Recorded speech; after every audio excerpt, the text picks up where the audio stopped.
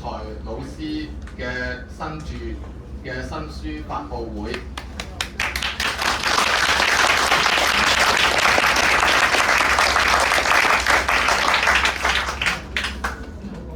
今日座無虛席，各位嘉賓喺今日37度嘅氣温之下，特登嚟到現場。現場亦都有好多真 Sir 過去好長時間嘅學生。我諗今日係一個香港文化界、書法界一個好重要嘅大事，亦都當然係一個雅事。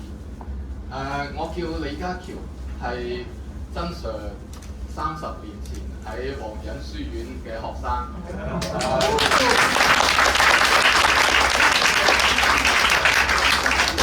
今日受各位師兄所託嚟做主持，咁好高興，當然亦都好榮幸。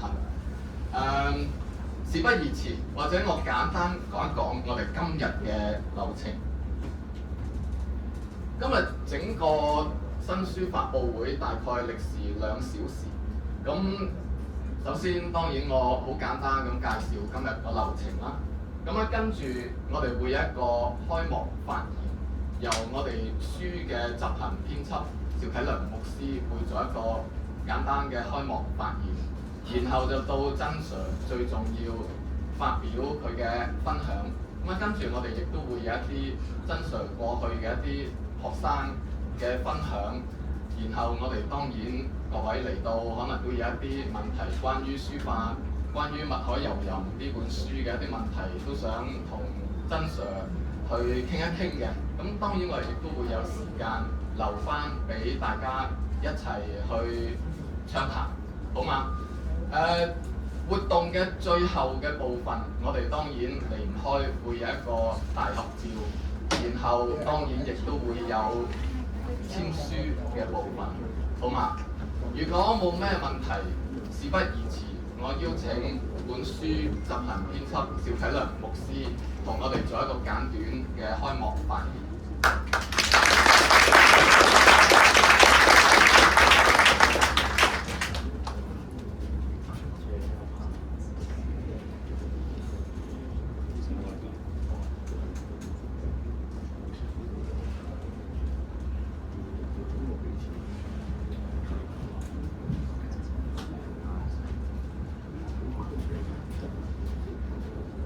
咁啊，好榮幸再次代表我哋嘅編輯成個小組咧多謝大家嘅蒞臨。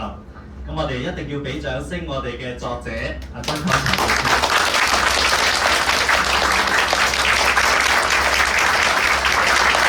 我哋每一個上嚟都要表達我哋同佢嘅關係。我係真 Sir 45年前嘅學生。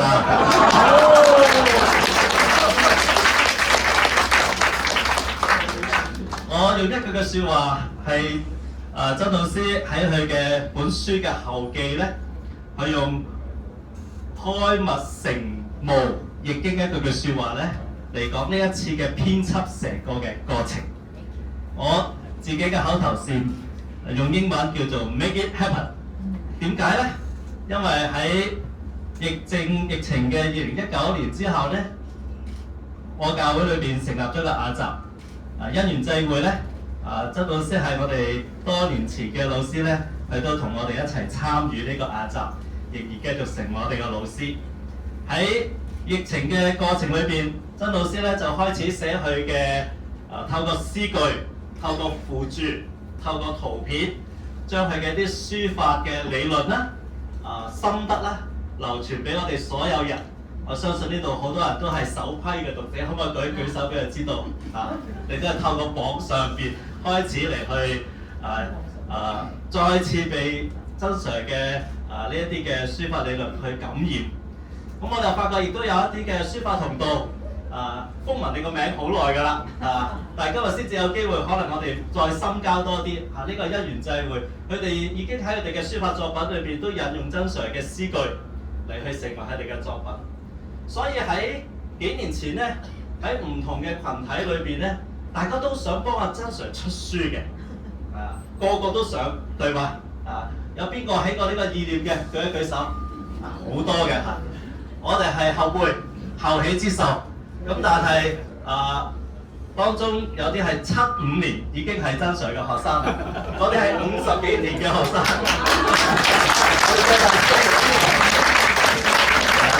真 Sir 嘅大例子係啦，我哋多兩場呢啲我哋應該好熟悉㗎啦就一路提，有冇機會將呢件事成就咗佢咧？咁我有信仰 ，By God Grace， 我有班好好嘅雅集嘅老友記，我哋話要將佢能夠促成呢件嘅美事，所以喺上年嘅新年咧，大師兄就同我哋講起行咯，咁大師兄吩咐，咁我哋全部即係一定要一呼百應㗎啦嘛，咁我哋就眨下1年零5個月，感謝當中好多人嘅幫忙，其中有幫我哋聯絡中華書局，我哋希望透過三樽商一個嘅文化嘅定位，有份量嘅書局，我哋同佢合作，而且合作過程咧，我哋要特別多謝郭子晴社長喺當中，喺佢嘅參與以外，好多次嘅幫忙，好多仔細嘅校對，出一本書，呢本書係因為好有份量，我哋覺得必須要成書，唔係成為網站，因為我哋都深信呢本書可以流傳，甚至係後世嘅，甚至我哋嘅平輩、我哋嘅後學，因為呢本書一定有好多嘅啟發、啟迪，甚至我哋有一啲嘅老友記都會講一句説話，希望後學少走啲彎路，喺書法上邊走一條正路，甚至可以有真正嘅創新喺當中，所以能夠開密成務，用老師嘅説話，我哋讓呢件事今日就成就啦。所以我哋再次俾掌聲各位，因為各位都有3點，我哋嘅意念推動。然之後我有3點要同大家分享嘅，因為我既然係一個編輯、執行編輯，一定讀過一次啦。成本書，你知道有幾多首嘅七字唱啊？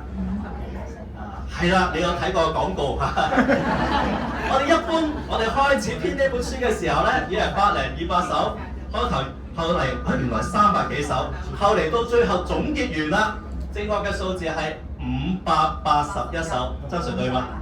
係啦，啱啦，準確啦嚇。喺咁龐大嘅文字裏邊咧，我哋希望一本完成，似一本書，唔係似一本字典。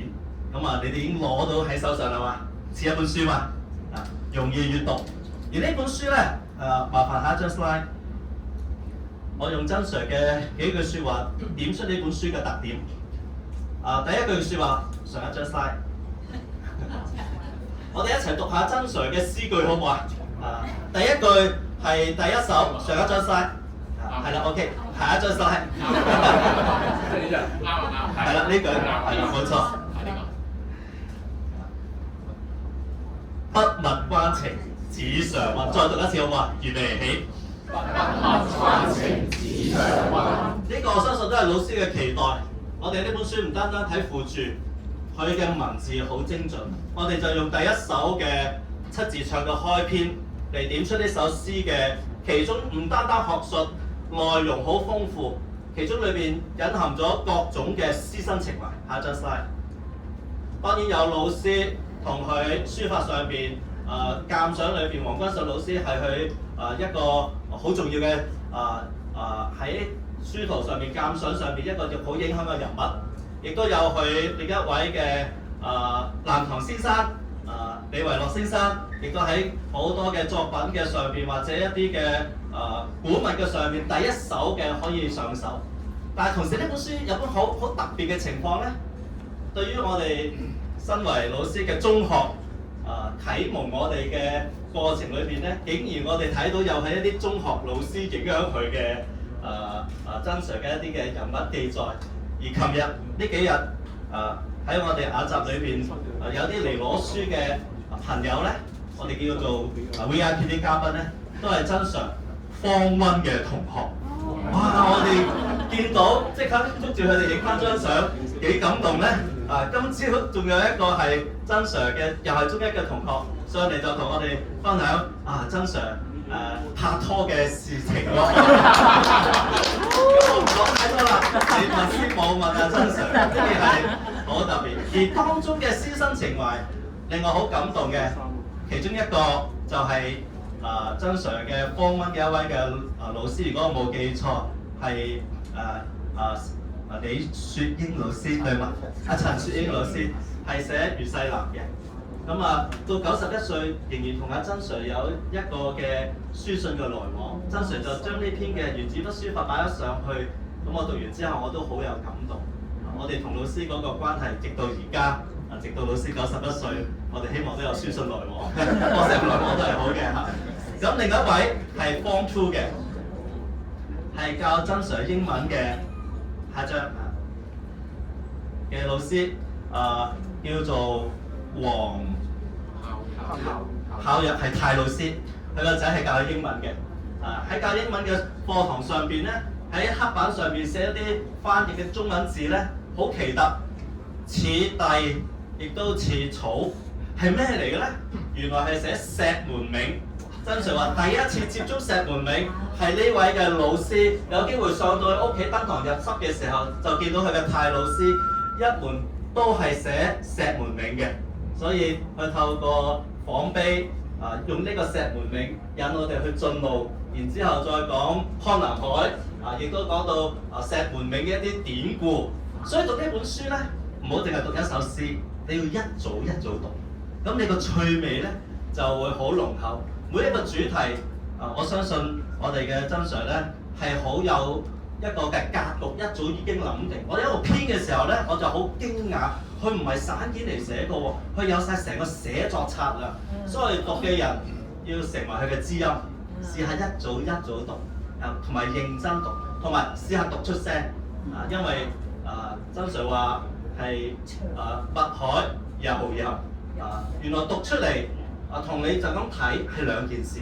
所以書法閱讀同埋讀出聲咧，我相信都係老師一個好重嘅心意。所以我哋將詩句嘅字變得好大，附注變得好細，最緊要係個詩嘅本身。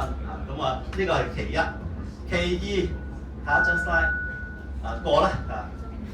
仲有盧竹亮老師就係佢中三批佢哋嘅作文嘅時候，就會寫顏真卿一啲嘅原子筆書法。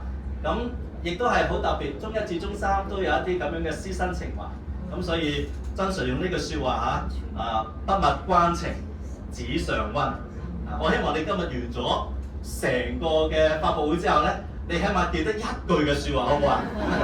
你識背嘅，你就成為佢嘅知音啦。因為我要特別感謝社長，因為佢從來冇接觸過我哋嘅老師，但係佢推廣嘅時候咧，佢用咗呢句説話。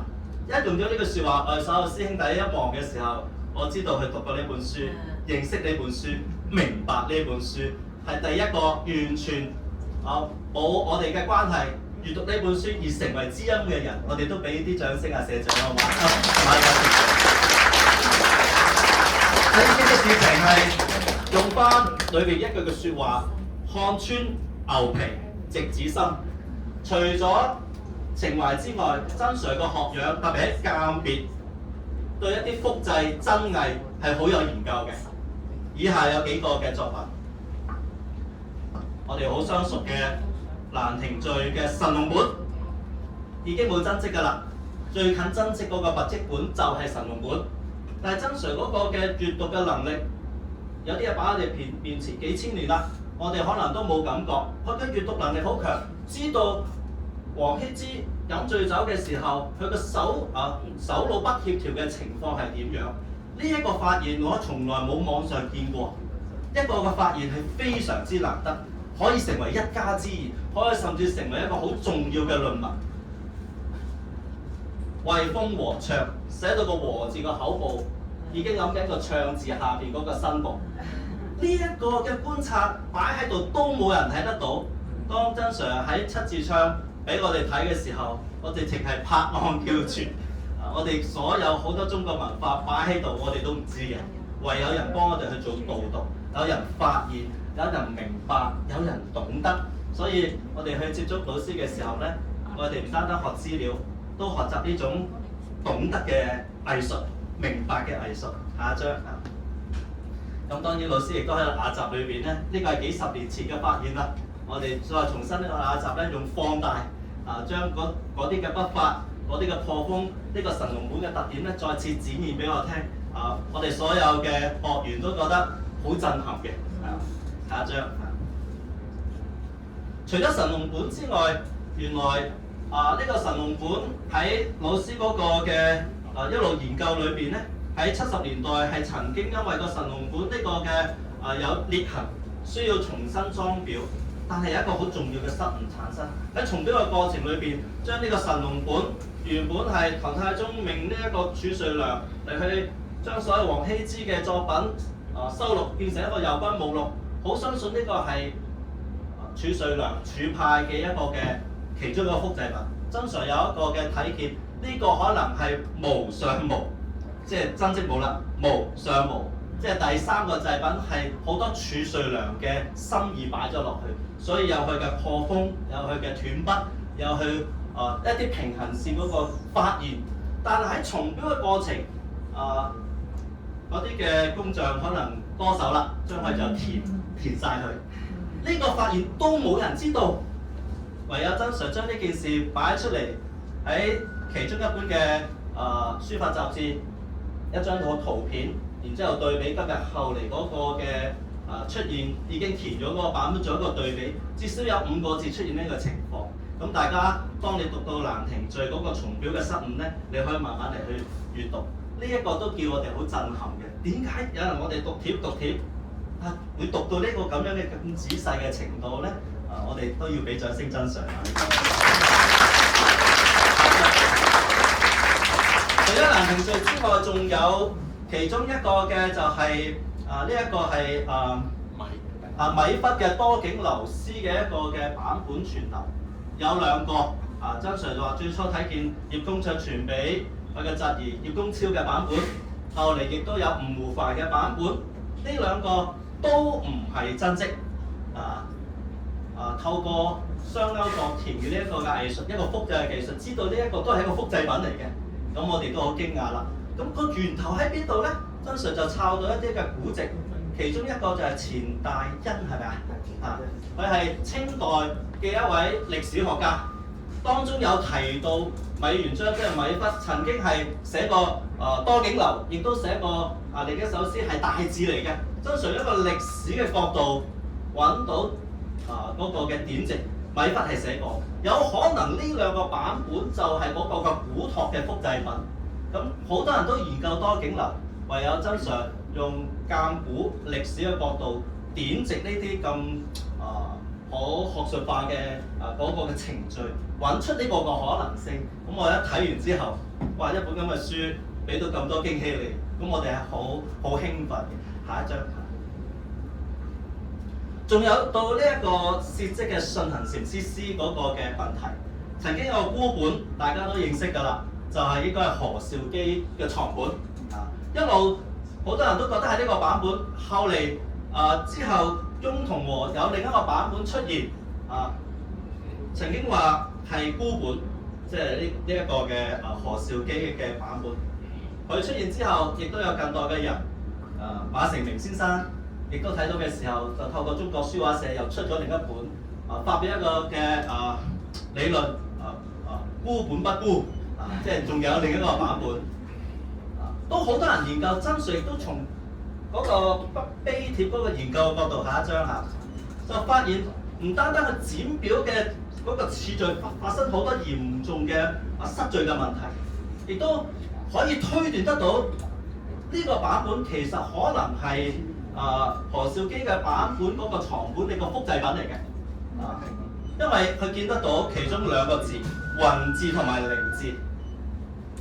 翁同龢嘅版本係缺筆嘅，即係有啲嘅筆畫冇咗嘅。咁呢件係咩事嚟咧？唯有研讀歷史、了解歷史，曾 Sir 有一個嘅好獨特嘅睇法，亦都曾經係好普遍嘅睇法出現嘅。原來可能當時呢個係屬於道光同埋屬於呢個乾隆當中嗰個時期嘅複製品嚟嘅，因為去到雲字雲曆，去到靈字文寧，就係皇帝嘅帝號，你必須要避諱。所以曾 Sir 能夠去推斷呢一個嘅複製品，可能係因為呢個時候出現嘅，比何兆基嘅床本再遲一啲嘅一個複製品。而呢一啲你喺網上你冇可能揾得到嘅一啲嘅資料，唯有從一個歷史鑑別角度你先至能夠睇見。嗱，我好簡單咁樣講一啲嘅內容，大家都係咪好驚喜啊？我哋又再次俾啲掌聲，我哋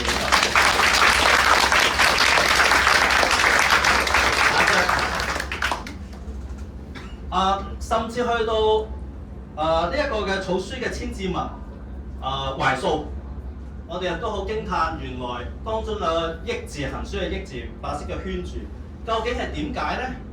唔好問點解，好多人都唔發現有呢個字，或者都唔識讀呢個字。曾 Sir 就估計呢個字係天呢個叫做千字文嘅一個密碼符號，係319。因為原來千字文嘅密碼咧喺唐代已經開始使用㗎啦，即係千字文1000個字係唔同㗎嘛，可以由1代表1000呢種嘅密碼符號喺唐代已經盛行，就算而家喺台灣嘅一啲軍事系統裏邊咧，都會用千字文嚟去做一個嘅編碼。天字1號大家認識啊？就係咁樣嘅意思啦。益字就係319號，究竟係咩意思咧？佢估計係當時嘅懷素一個好勤力嘅人，佢喺芭蕉葉或者牆上邊隨時都要練習寫書法㗎嘛。可能佢寫千字文已經寫到第319通啦。咁你咪好佩服懷素，亦都好佩服後嚟嘅人明白呢一個記號咧。所以你能夠看穿牛皮喺書法學書法嘅過程，從來唔容易。但係每一次曾 Sir 去一個教導同我哋分享嘅時候，我哋改變咗我哋唔單單嘅技巧，改變咗我哋寫書法同埋觀察嗰種嘅心態。再次多謝曾 Sir。最後一張呢本書亦都從一句嘅説話，識破刀工應不忠，都係一個好重要對碑學、帖學嘅一種嘅心得嘅研究。因為曾經碑學、帖學都成為兩種嘅競爭或者一種嘅對話，甚至互相排斥。啟功就講過一句説話喺佢嘅論書注句裏邊講一句説話，半生絲筆不絲刀，只係集中喺帖學裏邊嗰個研究。老師去回應佢，其實碑學、帖學都重要。你從你嘅碑學裏邊睇見筆法，呢個係唔簡單。所以老師從佢嘅仿古嘅，無論一啲黑石摩崖嘅仿古，去嘗試摸索嘅嗰啲碑銘嗰個嘅筆中嘅痕跡，研究筆藝碑嘅裏邊，甚至同下一張 slide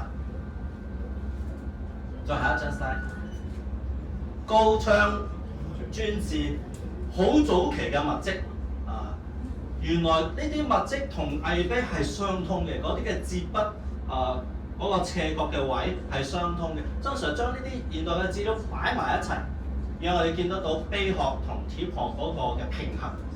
甚至去到講到後期，有啲嘅大專題，顏真卿對墨大家都寫過，老師用40幾首嚟去寫呢40幾首，你要一次過讀。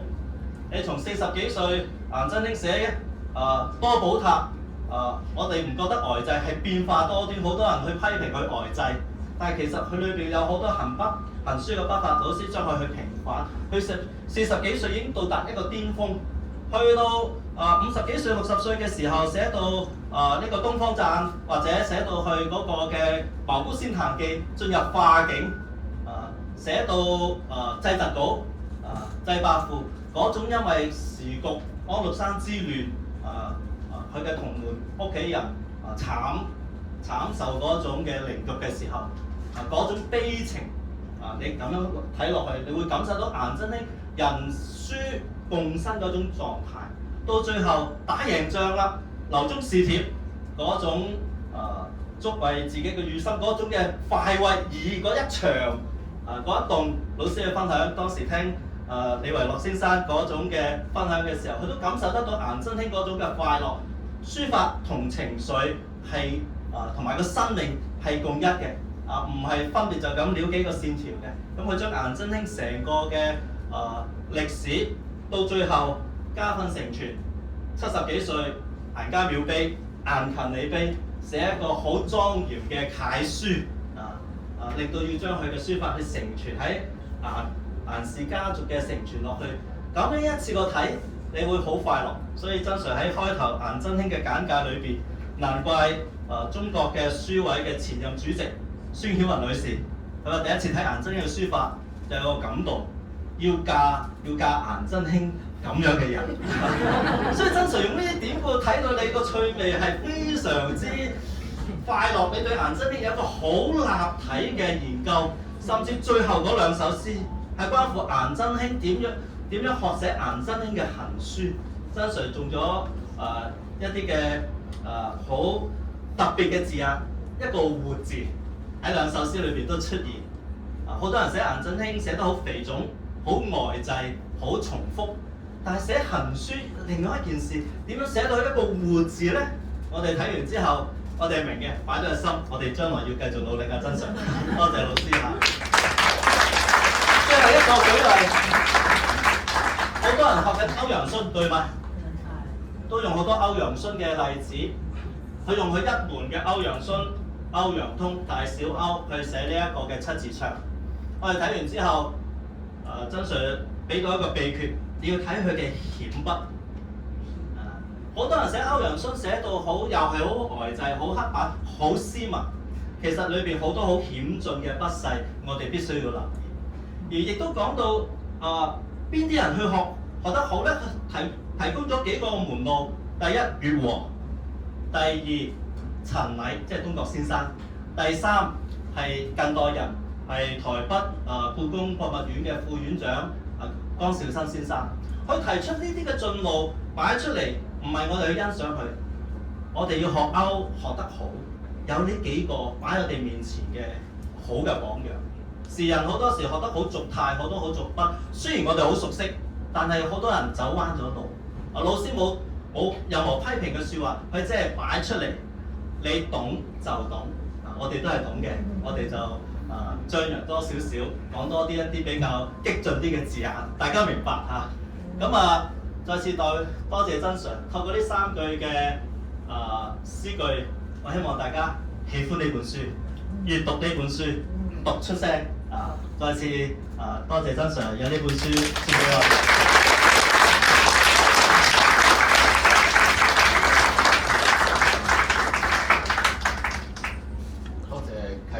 我都係中意叫佢啟良師兄，我唔中意叫佢邵牧師，因為一句喺曾 Sir 嘅影響之下咧，我哋師兄弟之間關係非常密切。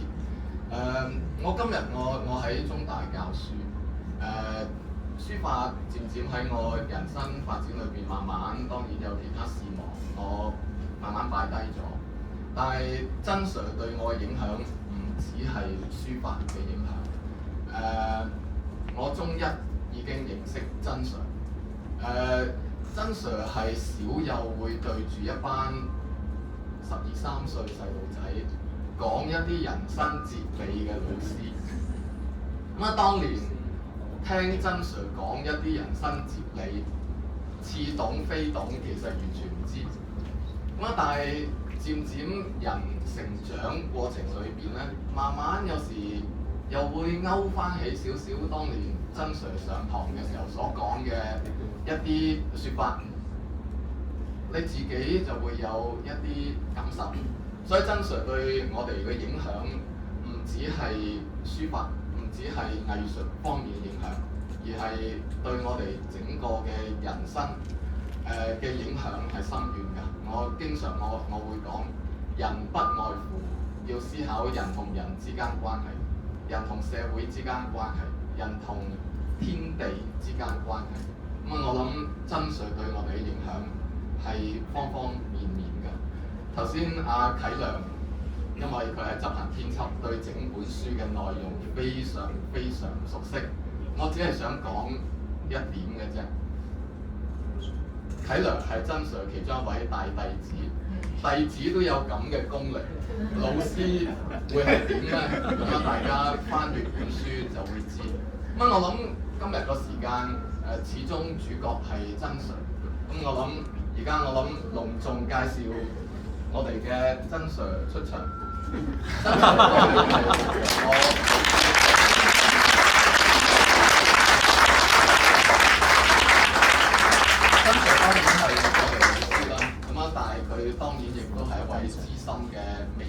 教育工作者，尤其中國書畫、篆刻、鑑賞方面，當然就係頂級專家。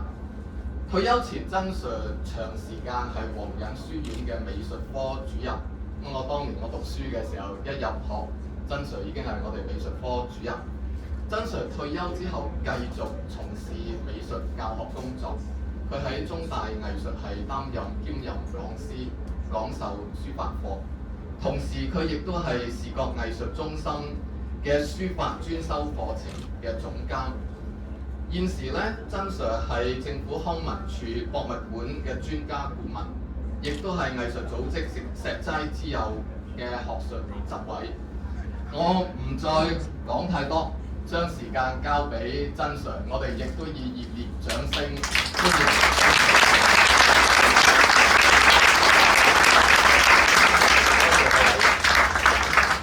多謝各位。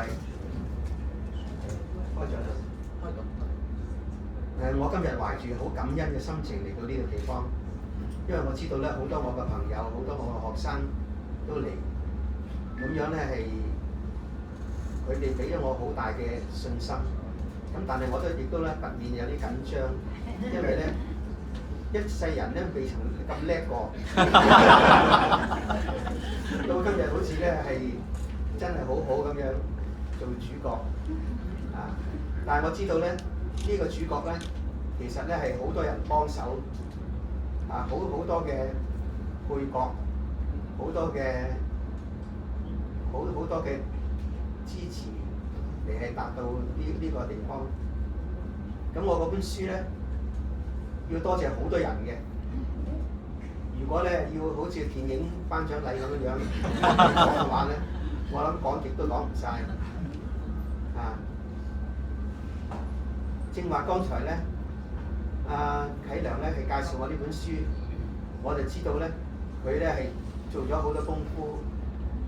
佢嗰個介紹嘅時候咧，可以寫成一篇文章嚟去作為一本書嘅導讀啊！咁我嗰本書咧，其實唔需要咁樣嘅導讀，但係咧有咗呢個導讀嘅時候咧，我諗就會更加賣得啦。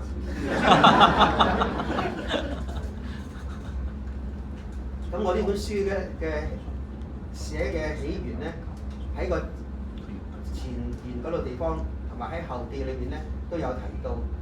咁呢個咧我係由吳天任老師嗰度得到啟發嘅，佢寫每本書嘅序嘅時候咧，都寫得好詳細。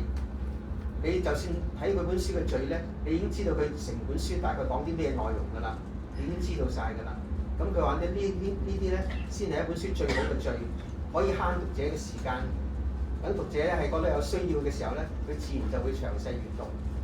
咁啊，啟良咧正話做個介紹咧，亦都係啦，啊，佢咧做咗好多個功夫。係，如果大家咧，就算你唔讀呢本書嘅時候，你都知道呢本書咧係裏邊有啲咩嘢。另外咧，佢提到筆墨關情紙上溫呢句咧，呢句咧係我自己都唔知道咧，呢句係咁好嘅句。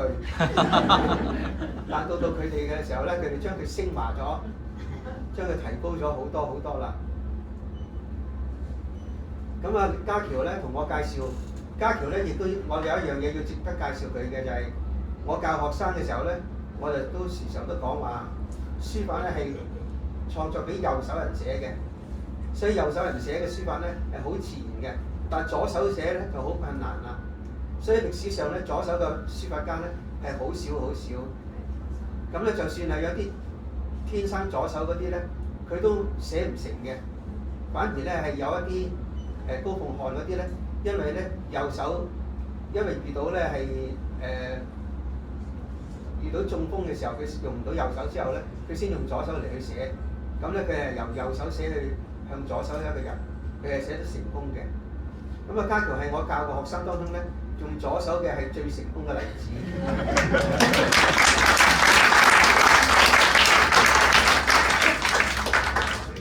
佢嘅左手書法咧係好過好多右手嘅同學嘅。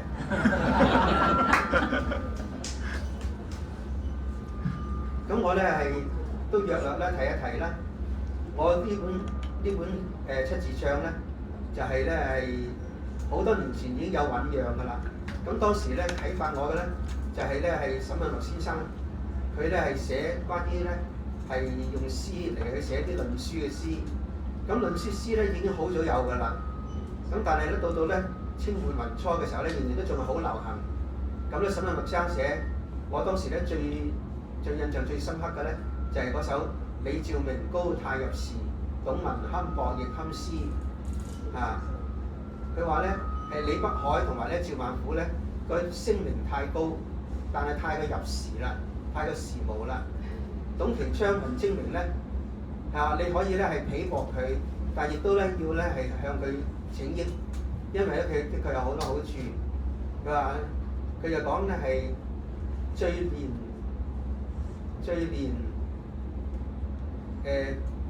絕情能相雅，不善精能亡國師。最憐爛熟能相雅，不善精能亡國師。佢最可惜咧就係係寫得太過爛熟嘅咧就係王鐸。佢話咧，所以我咧唔羨慕咧亡國師啊。咁呢句説話咧影響咗我好大嘅，影響咗一段好長嘅時間咧，我都唔中意王鐸嘅。但係到後來咧，經過再反初嘅時候，發覺咧王鐸嗰個難得嘅地方咧係越嚟越多，越嚟越佢嘅成就越嚟越大嘅影響咧，唔單止成個日本，亦都影響到中國近代嘅書法、現代嘅書法咧好多。咁咧我然之後先重新咧係提出佢要咧係即係要提出咧可以要學佢。咁特別咧，我提到一個人咧，就係陳世良先生同埋陳世良太太。咁咧佢哋咧係研究昆曲嘅，佢哋喺研究昆曲之餘咧，亦都研究京劇。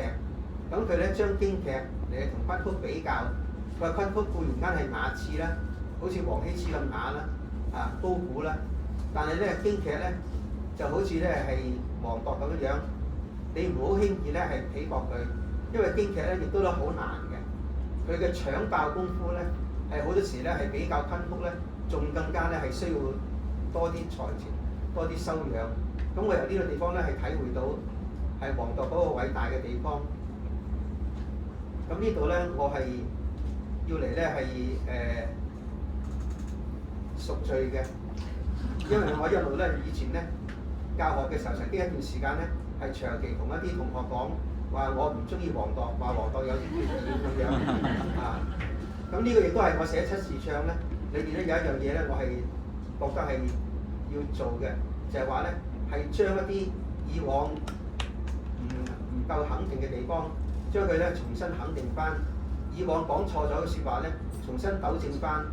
所以咧，我就覺得咧呢本書咧，我寫嚟咧係除咗係為咗係興趣之外咧，最重要都係為咗咧係個課程嗰個終結做一啲功夫。咁2022年嘅時候咧。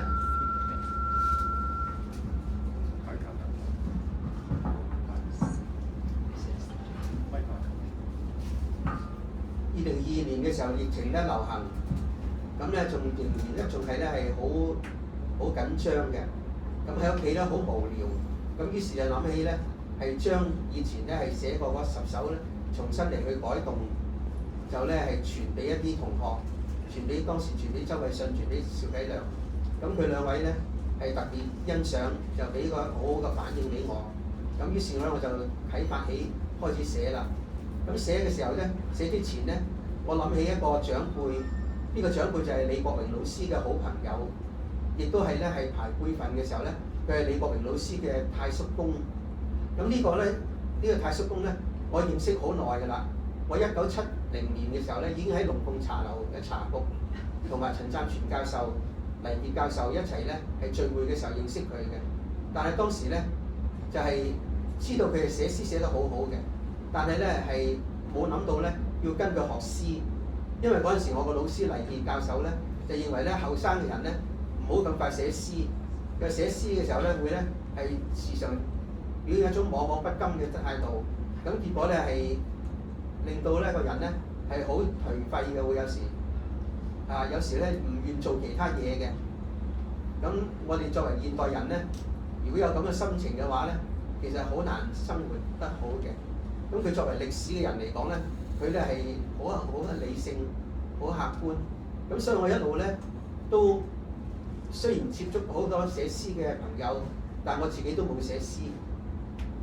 咁咧後來咧到寫嘅時候咧，我就諗翻起李洪烈教授，就係因為當年咧係喺龍鳳茶局嗰度咧係見過佢，咁後來咧又喺李國明老師嘅座上咧時常見到佢，見到呢位太叔公，亦都知道佢咧係當代咧好出色嘅詩人。咁於是我就將個10首咧係 send 去俾佢，咁佢得到之後咧，佢好鼓勵學生，佢就鼓勵我咧係多啲寫。佢話如果你寫到有啲咩問題嘅時候咧，隨時可以咧嚟去 send 嚟俾我睇，我幫你執下佢啊。咁我咧就好感動啦，於是真係大膽粗粗咁咧，每朝頭早就寫一啲去俾佢啦。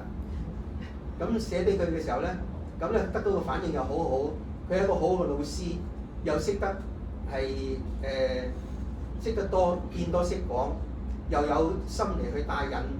咁結果咧我就上咗癮啦，啊！咁上咗癮之後咧，就係寫到咁上下嘅時候咧，又傳俾一啲人，傳俾啲朋友睇下。咁譬如咧，傳咗俾啲朋友同學，咁有啲朋友咧又加以鼓勵，有啲咧用個鼓勵嘅方式咧係好特別嘅。譬如黃國珍先生咧，我每一次寫一啲詩俾佢嘅時候咧，佢就翻嚟咧係寫字，用草書嚟寫，寫咗之後咧，當見到我嘅時候就送翻俾我。啊，咁呢個咧好感動嘅呢個，有人寫你嘅詩喎啊，呢個唔容易嘅喎啊，尤其是我咧一個新進嘅寫詩都唔合格嘅，應該係寫7字唱嘅啫啊，寫南音嗰類就可以試下咁樣。咁咧得到咁嘅鼓勵嘅時候咧，我就再寫多啲啦。咁呢個時候仲有一樣嘢咧，就係我嘅有一個好嘅太太，佢咧係幫我煮飯食，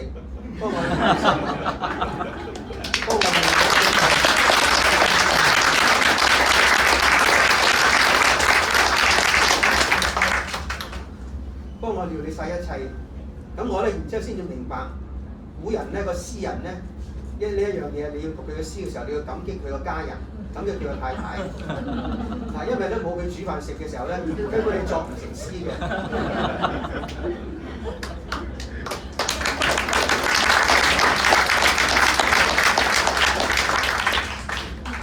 但係作詩咧亦都有佢個好處嘅，佢咧係令你個頭腦靈活嘅，令你咧係呢處唔得，阿甲呢條路行唔通，你行越呢條路越行唔通，你行丙呢條路，你咧係因為有啲字嘅限制，有啲識韻句嘅限制，你咧係要求咧你要轉動你嘅腦筋嘅，啊，由於轉動個腦筋嘅時候咧，因此咧寫詩咧會開始令到個腦靈活，啊，咁我喺呢方面咧覺得係有受益嘅地方。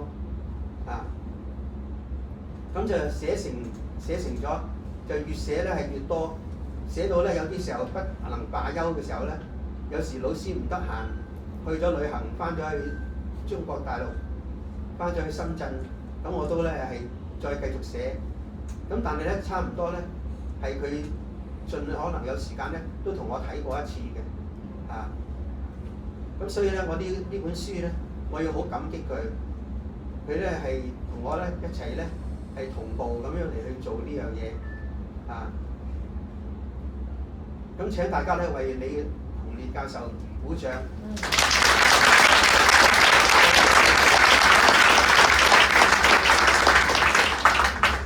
至於我學書法咧，因為咧有人話我個詩緣好好啊。所謂詩緣係點樣樣咧？係同老師個關係好好，好有老師嘅緣分。咁因此咧，由細到大咧，都能夠咧係接觸好多好嘅老師，得到好多老師嘅鼓勵。咁10幾歲嘅時候咧，就已經遇到黃君實老師呢位當代嘅大家。啊，嗰陣時咧已經能夠跟到佢學習。咁但係個時間好短，冇幾耐咧佢就過咗去美國。咁到92年嘅時候咧，我哋先喺香港重遇翻，喺香港我再跟佢學。咁呢個時候咧，除咗學書法之外咧，亦都學鑑賞。咁咧，跟佢學嘅時候咧，佢咧係好無私咁樣咧嚟去教我。咁曾經試過咧，喺07年、08年嗰段時間咧，係佢最得閒嘅時間，能夠咧每個禮拜咧係聽佢咧係就住嗰啲蘇富比拍賣同埋咧佳士得拍賣咧係逐章嚟去講嘅，逐章嚟去講解嘅。咁呢個咧，我覺得真係好感動嘅，即係呢啲上堂咧係不比平常嘅。咁可惜咧，我呢本書嘅時候咧，成嘅時候咧，佢已經不及見啦，啊！但係咧有一個展覽，大家唔好錯過，就係6月嘅時候咧，喺香港故宮有個展覽，係佢嘅書法畫同埋佢個鑑賞嘅收藏嘅一個展覽，希望大家到時咧去參觀。咁如果你有需要嘅時候咧，我都可以 send 一個入場券嘅曲俾大家，大家可以憑個曲咧就可以入場㗎啦。咁另外咧，我要多謝我哋啲好多老師，李國榮老師咧，啊，仲有咧係好多咧係唔係稱呼做老師嘅，但係咧係我都受佢影響好大嘅。譬如許寶純先生啦，啊呢個係我好敬佩一個前輩，啊呢個前輩咧，我之前一路咧聽佢個名，知道佢係潘伯英生嘅弟子，係唯一嘅入室弟子，係。我咧係見過佢一張相，咁但係我就一路記住佢。有一次喺香港公園嘅時候，我就撞到個人，我就話呢個一定係許先生嚟啦。但係當時我唔知道佢喺上海嚟咗香港，咁結果後來咧有機會真係見到佢，咁咧係結果都向佢請教，咁得啲唔少啊，真係。咁今次咧我都唔知道佢係咪喺香港，冇聯絡到。咁關於咧本書嘅內容咧，係我覺得咧有啲地方咧係可以提一提嘅，就係我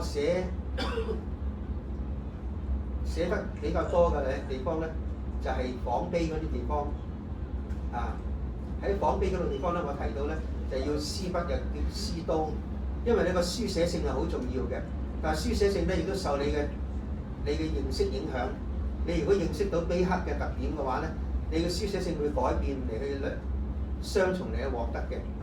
啊，譬如有劉澤邦教授就係啦，佢就係咧係帖學同埋咧碑學都重視嘅。啊，亦都從佢嘅碑學咧可以見到佢嘅帖學功夫，從帖學亦都見到佢嘅碑學嘅修養。咁另外咧，我好提到咧，就係有啲我係想提出嚟嘅。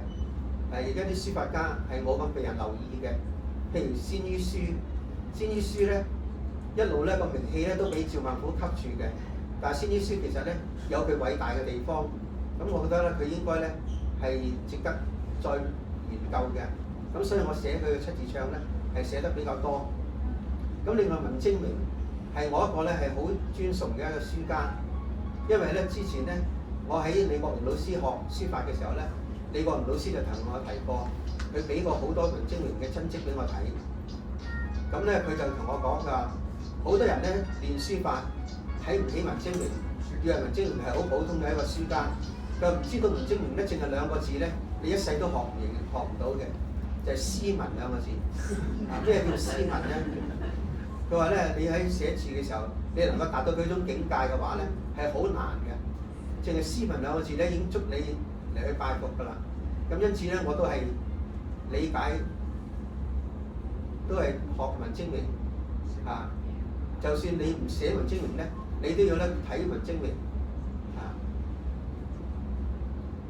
咁其他嗰啲咧，就住李國榮老師俾一啲真跡我睇嘅時候咧，我都寫到鄭谷口，寫到咧係黎二朝，寫到咧金東森，同埋咧係寫到隸書嘅伊丁周，因為我亦都見過啦好多伊丁周嘅真跡啊。咁我覺得咧係寫字咧係一個好好嘅、好愉快嘅工作，好愉快嘅學習。就大家咧唔好要求一定要成為書法家，你做一個好中意寫字嘅人咧，就已經係好快樂㗎啦。咁同埋咧，寫字嘅時候咧，我哋好多時現代人咧強調創作，但係咧古人嘅創作觀念咧，同我哋現代人唔同嘅。古人咧每寫一張，都咧係有一樣所得。佢每一次寫嘅時候，用唔同嘅紙，用唔同嘅墨，喺唔同嘅環境底下，佢就會出現一種新嘅境界。呢種境界咧就係好似一種詩意咁樣樣。咁佢唔係為咗去參展，唔係為咗去比賽嚟去咧係做嘅，佢係為咗咧係內心嘅愉悅，一路不自覺咁樣咧變成一種修養咁樣啊。咁呢個我都咧覺得係想喺呢度地方同大家分享嘅。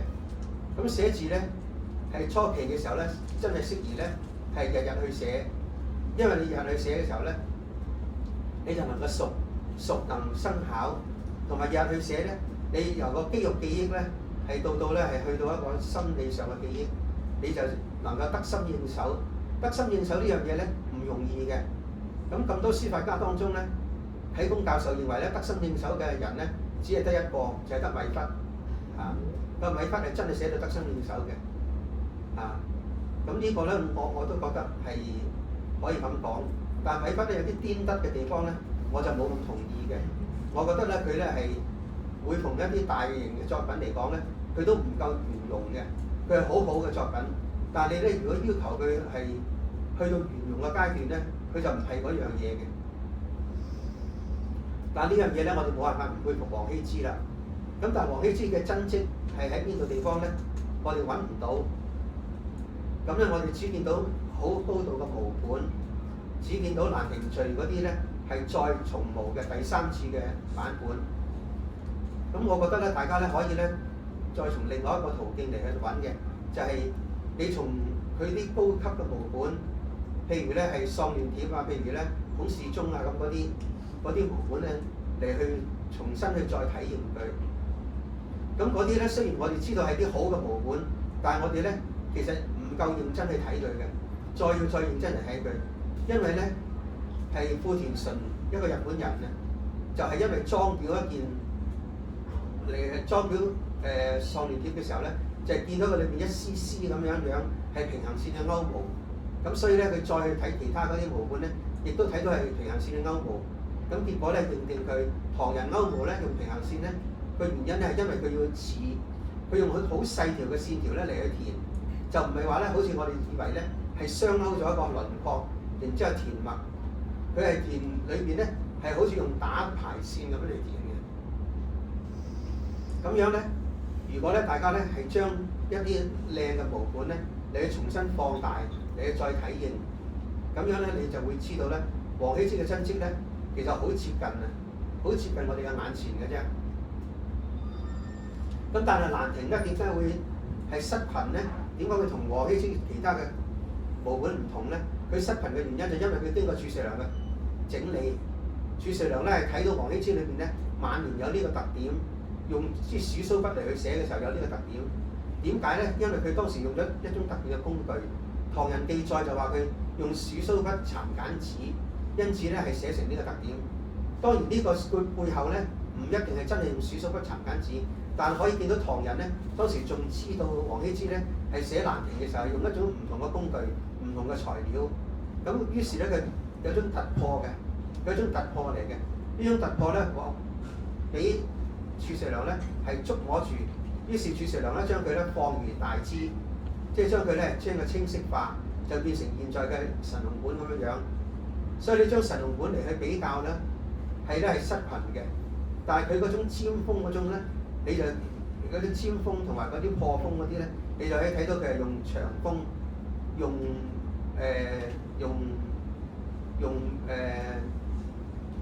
唔同嘅筆。我哋話咧係一種散削筆，用唔同嘅散削筆，用唔同嘅尖鋒筆，同埋咧係喪亂帖佢哋咧用一種咧係紙包心嘅筆咧係唔同嘅。喪亂帖嗰種帖咧，我哋話係唐代嘅，好似正倉院裏邊留翻落嚟嘅正倉院嘅筆，嗰啲咧係用麻布包個柱嘅，啊，咁所以咧佢握落去嘅時候咧，握到咁上下咧，佢又會平擦去嘅。啊，呢度咧要想大家咧係再體會，大家亦都可以咧係憑住呢點嚟去再去慢慢嚟去做研究功夫。咁我講到呢個地方咧，我休息一陣，飲啖水，大家咧或者有啲。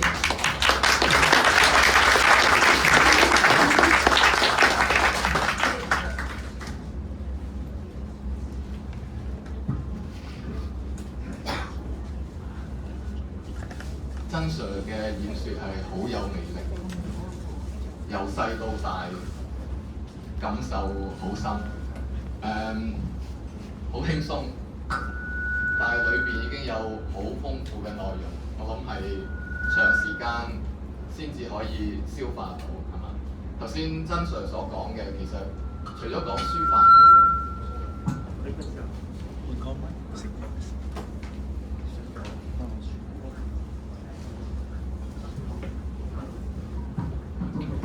除咗講書法，我諗曾 Sir 講更加多，可能係佢同佢嘅老師，佢同佢朋友，甚至佢同佢學生之間嘅一啲緣分。我諗呢個亦都係我哋咁多師兄弟一直以嚟所最珍惜嘅。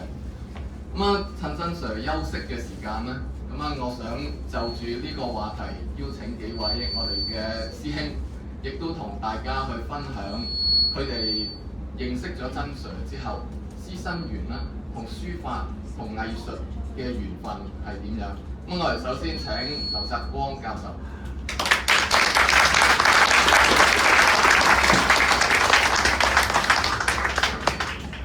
好多謝曾 Sir，多謝家喬有一個咁好嘅新書發佈會。曾 Sir 話叫我哋幾個師兄弟講一啲嘢，都係感覺到係有啲惶恐嚇，即係其實係我諗我哋師兄弟覺得係成為曾 Sir 嘅學生咧，係非常之感恩嚇。頭先阿家喬提過咧。唔單止喺嗰個學術上、學問上，佢俾我哋有好多好多嘅啟發，而且喺我哋即係做人咧，喺我哋嘅人生咧，都好多時候咧，我哋好遇到一啲嘢咧，都會揾阿曾 Sir 嘅。咁我自己嘅經驗同埋我見到有啲師兄弟都係，就算畢咗業，咁咧成日都會翻去學校。咁即係黃仁，我哋嗰陣時個年代都係全日制啦。咁有陣時候咧。即係老師休息緊嘅時候咧，即係可能食完飯晏晝，我哋有陣時候翻去揾佢咧，即係佢都係即係佢係好慷慨，佢唔會吝嗇佢時間咧，去即係同我哋去見面啦。咁所以係我哋係好多謝曾 Sir 啦。咁頭先阿啟良邵牧師咧講起咧，即係識咗40幾年啦，曾 Sir 係啊，我同佢同一年識啊，曾 Sir。不過佢低我一年，佢就係 Form 2嗰年，咁我 Form 3嗰年咧就曾 Sir 嚟黃仁，咁好開心嘅。其實我諗可能講幾件小事啦。其實家喬叫我係講啲師生嘅即係緣分啦。咁我覺得曾 Sir 好好嘅，佢即係佢係好鼓勵性去教學。咁我今日都係一個老師啦，即係我喺浸會大學教啦。咁我而家嘅教學法咧，其實即係直接受曾 Sir 影響。咁咧，如果大家俾曾 Sir 教過，你都知佢咧，即係佢係鼓勵到一個程度咧，你係寫得真係唔好嘅啲嘢，咁佢都有辦法咧，係真係指出有啲好嘅嚇。咁佢唔呃你喎，而係佢係真誠嘅。我覺得呢樣嘢咧係即係對我哋嘅鼓勵係好大嚇，即係佢能夠睇到每一個學生嗰個嘅優點。即係當然有陣時你甚至乎你都唔相信自己有啲嘢，咁佢係會睇到你嘅潛能，咁所以咧我覺得係對我嚟講係好大啟發，所以我今日都係用呢個方法去教學生，咁我亦都覺得好有用喎，咁而啲學生亦都係即係覺得係喺一路學習嘅過程裏邊咧，都係即係好受學生好受老師嘅鼓勵啦。咁其中一個例子就係我 Form 3曾 Sir 第一年入嚟嘅時候咧，就我記得係參加過一個聖誕卡設計比賽。咁嗰個即係講明嘅有啲規矩就係話咧，即係話當然藝術創作係冇限制嘅，但係佢係一個聖誕卡咧，即係佢要印出嚟咧係有啲條件嘅，就係話咧唔可以超過幾個色啊。咁即係如果你係唔知係3個色以內，就即係你攞獎就可以真係成為嗰年嘅黃仁嘅聖誕卡，咁啊真係學校會印出嚟嘅。咁我嗰陣時咧就用多過3個色，即係直情係用好多顏色。咁啊當然我攞唔到冠軍啦，因為冠軍嗰個一定要印出嚟㗎嘛。咁我攞咗優異獎。咁啊老師好好嘅，佢咧就即係唔似其他嘅比賽，就乜頒個獎俾你咪算咯。佢係會同你講咧，你嗰個聖誕卡裏邊咧有啲乜嘢係畫得好嘅。咁呢樣嘢咧，你就覺得好唔同啊。雖然你係攞個優異獎，但係你都會覺得哇，裏邊原來即係我有啲嘢咧係真係得嘅喎，係老師係指出嚟。咁所以咧，由嗰陣時開始咧，我就覺得即係好中意上真常堂咯。咁我係 Form 4、Form 5嗰陣時候咧，就同一班師兄弟咧，就跟曾 Sir 咧，佢鼓勵我哋去報考會考美術。當時候咧，我哋學校咧就即係嗰陣時候咧，最多考9科嘅啫。咁咧，我哋咧係讀文科，係一般係8科，你可以選多1科。咁選多1科，我哋選美術科就9科。咁我哋嗰陣時候咧就有大部分師兄弟就係選設計啦。今日我哋好多設計嘅師兄弟喺度啦。亦都有一部分咧係選書法，即係一係就書法，一係就設計。咁素描係必考嘅。咁我嗰陣時候咧素描就考畫花卉、畫靜物嘅。咁咧就書法嗰邊咧就佢有2樣嘢要做嘅，就係即係一個大字啦，要2種書體啦。大字就寫隸書，細字咧就寫小楷啦，當然。咁我哋嗰陣時候跟曾 Sir 咧就楷書就學柳公權嘅咁即係完備塔碑啦、神策軍碑啦，咁金剛經啦、小楷咁樣寫啦，咁都係寫得好死板、好硬嘅。咁隸書就學月經碑，咁即係點解講呢樣嘢咧？就係即係講到即係老師教咧，就係即係好犀利嘅。咁我哋一路跟佢學啦，即係其實2年咧係要除咗上堂啦，咁我哋禮拜6咧朝頭早翻去咧都要再加班練習嘅，即係我哋操叫操卷咁樣啦嚇。咁就好開心嘅，因為啲師兄弟咧就禮拜6翻咗去咧，大家一齊即係成個美術室喺度畫畫啦、素描啦咁樣。咁到即係出嚟嘅成績咧，咁好多同學咧嗰陣時攞 A 嘅嚇。咁咧，我哋嗰陣時曾 Sir 係出咗名，即係佢嘅學生裏邊咧，黃人咧攞 A 嘅百分比係好高嘅。咁但我攞唔到 A 喎。咁因為咧其實我唔知點解啦。我最重要一個原因就係咧即係一個素描咧我學嗰個畫植物咧，曾 Sir 嗰陣時教咗我哋有一個好特別嘅一種嘅技法，就係白描，即係國畫裏邊嘅白描咧。如果你用毛筆畫就毛筆啦，咁佢叫我哋用鉛筆畫，咁我哋咧就係好着重線條嗰種嘅變化靈活性。咁我覺得我嗰陣時都即係受曾 Sir 影響，即係好中意咁樣畫。咁畫好多嘢都好好㗎，畫菊花、蘭花嗰啲好多細節㗎嘛嗰啲嘢。咁睇到你個觀察，但係咧點樣知咧？去到考試咧嗰屆咧就唔俾啲花我哋畫，俾香蕉同埋橙。咁橙係一個圓形嘅嘛，咁你咪冇乜細節咯，同埋個香蕉係得幾條彎線咁。咁我覺得咧，即係嗰樣嘢咧，真係拉低到好多分啦。咁但係雖然咁，但係我雖然攞唔到 A， 我成績都唔錯喎。咁即係證明個書法嗰部分係真係好好啦。所以咧，我就好多謝曾 Sir 啦。咁特別多謝佢就係因為去到我哋 Form 5、Form 6嘅時候咧。佢就介紹我哋一啲師兄弟咧，就識得韓雲山老師，係啦。咁呢個係好值得提嘅。咁韓老師咧，大家知道佢都係書法，即係好出名啦。不過佢係好低調，咁佢亦都唔收學生平時。咁即係曾 Sir 就好，即係點講啊？即係話說服到佢啦。你收呢班學生啊咁樣。咁我哋曹宇航啦，梁永業啦，咁邵啟良、周偉信同埋。陳景順呢，有陣時候都去學生嗰度，咁我同埋曹宇航同埋梁永業咧係比較即係點講定期啦，經常去啦。咁頭先曾 Sir 講到嗰度咧，我哋喺韓生裏邊咧學到一樣最好一樣嘢就係即係寫碑、寫隸書嗰啲即係我哋係睇到一樣嘢就係我哋唔好淨係睇到佢嗰個即係碑刻嗰種痕跡，係要用一個書寫成有一個有筆意。咁即係我哋都喺韓老師度得到筆法啦。咁好多謝曾 Sir 咧，就即係將我哋啲師弟介紹俾韓生。咁最後我講多少少啦，有冇時間？因為我諗我都要留啲時間俾其他師弟講。咁有2樣嘢啦。咁我哋畢業之後咁。成日都揾曾 Sir， 甚至乎我哋嘅升學就業，好多時候揾意見咧都揾佢嘅嚇。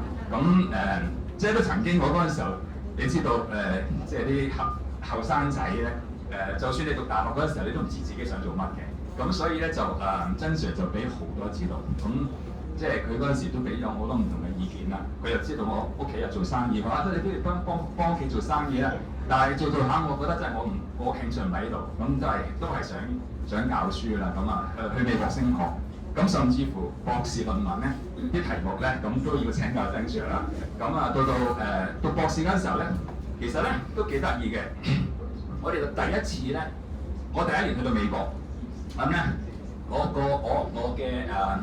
嘅指導老師美國人嚟嘅，但係佢研究書法係好出名。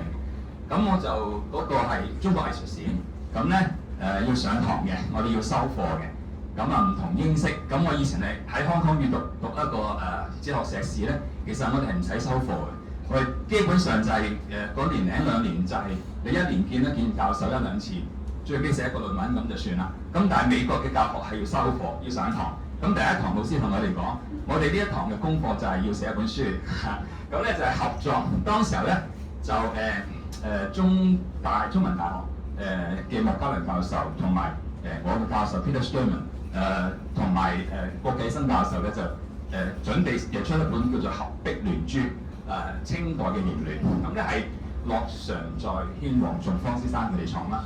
咁我發覺原來我讀緊書嘅時候咧，即係曾 Sir 都有好多嘅提點咯。我哋嗰陣時候係需要寫嗰個作品嘅簡介啦，咁要做啲研究啦。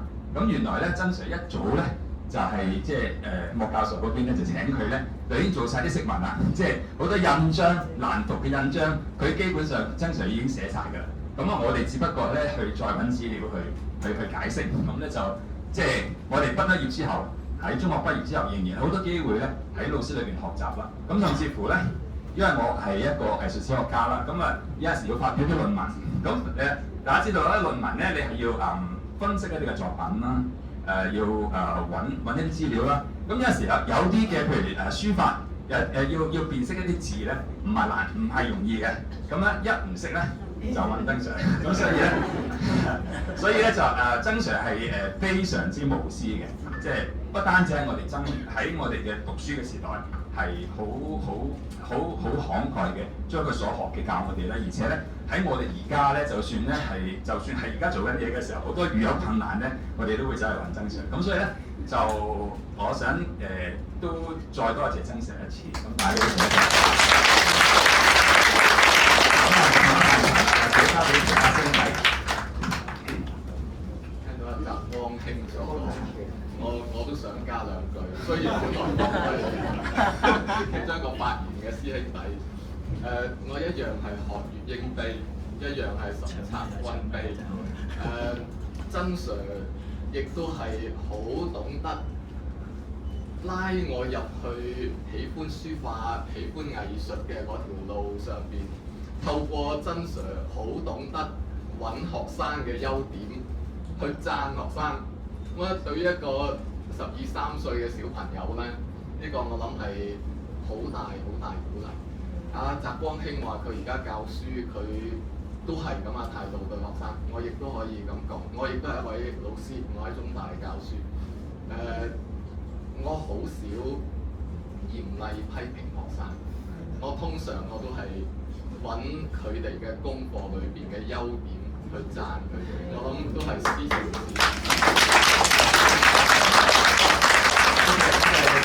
下一位發言嘅師兄曹宇航先生。多謝先生。各位午安。咁我主要喺度分享我同阿曾 Sir 嘅姻緣。我係大家冇睇我咁老嘅，我係佢師弟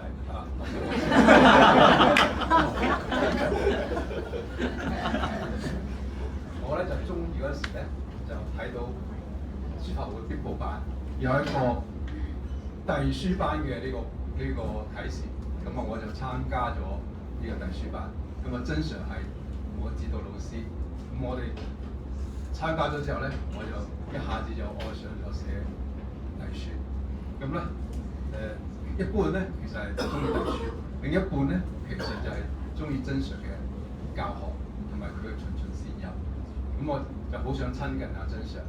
咁當然啦，寫遞書班之後咧，我就自己做功課，咁啊定期攞去，隔幾日就攞去美術室俾曾 Sir 改。咁啊就有咁機會咧，逐漸咧就多啲接觸曾 Sir。咁啊去咗呢個美術室咧，就會見到好多師兄弟，咁咧就有多咗機會。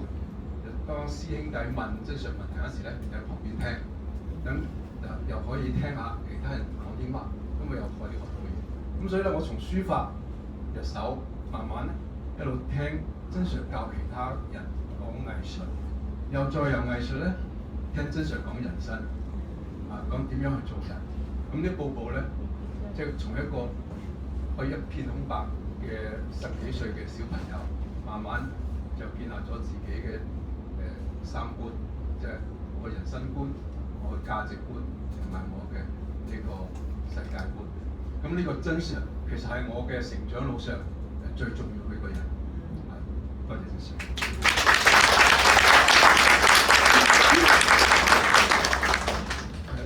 咁曾 Sir 係我哋嘅美術老師，所以其實我哋一路都係上佢美術堂嘅。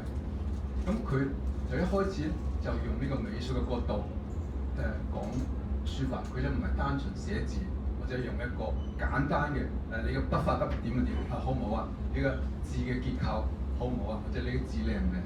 咁呢個咧就對我哋影響好大。咁我哋咧就學識咗用一個整體嘅眼光睇個書法。佢所以曾 Sir 同我哋講咧就唔會話你寫張字俾我啦。曾 Sir 會同我講你寫個作品嚟啦。咁我哋就從呢個角度咧就好深深體會到一個整體嘅睇書法作為藝術嘅一個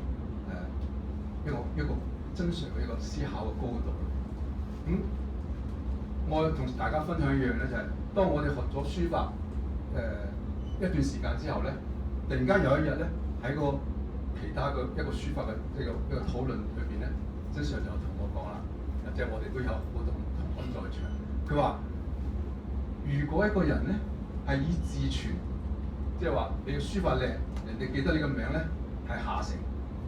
如果咧你咧嘅字咧係以你嘅人傳，即係你嘅人做得好，個字咧係作為人哋對佢敬仰去記得嘅話咧，你就係上乘啦。咁到再呢個小朋友，我聽完當時唔係好明嘅，但係咧我越活得耐就越明呢件事，的確就係咁樣。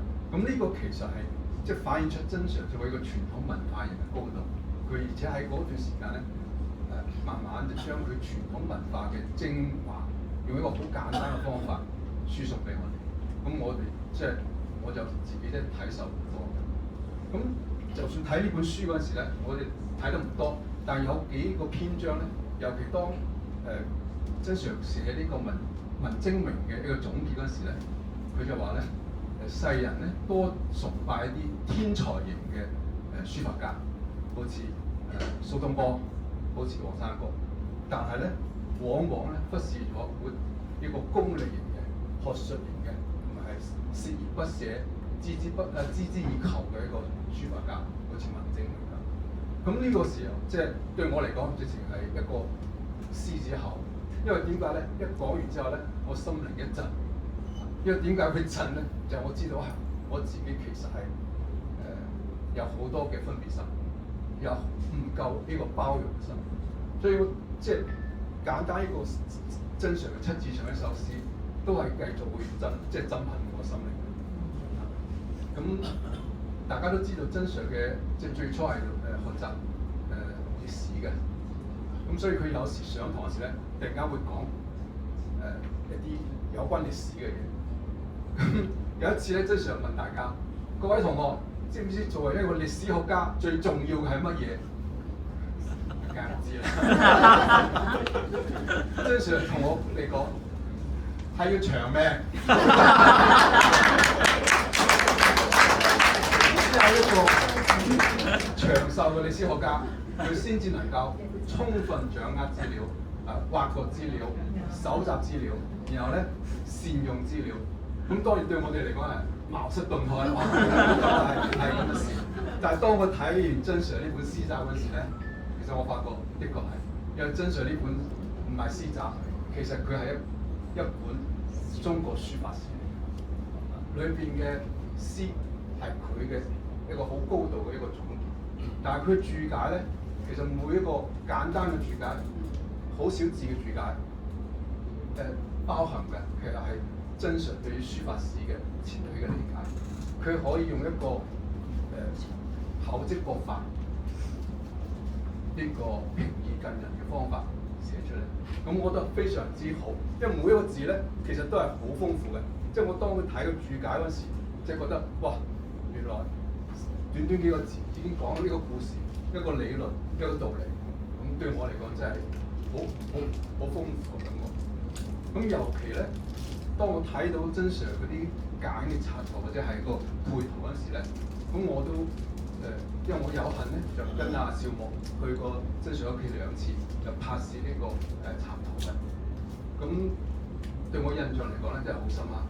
因為去到真 Sir 屋企，就會見到有一棟書字帖就擺咗喺張凳度，每一本書攝晒呢個字，要拍邊一張紙，要拍邊一頁，拍邊個部分，真 Sir 已經心目中已經諗好晒㗎啦。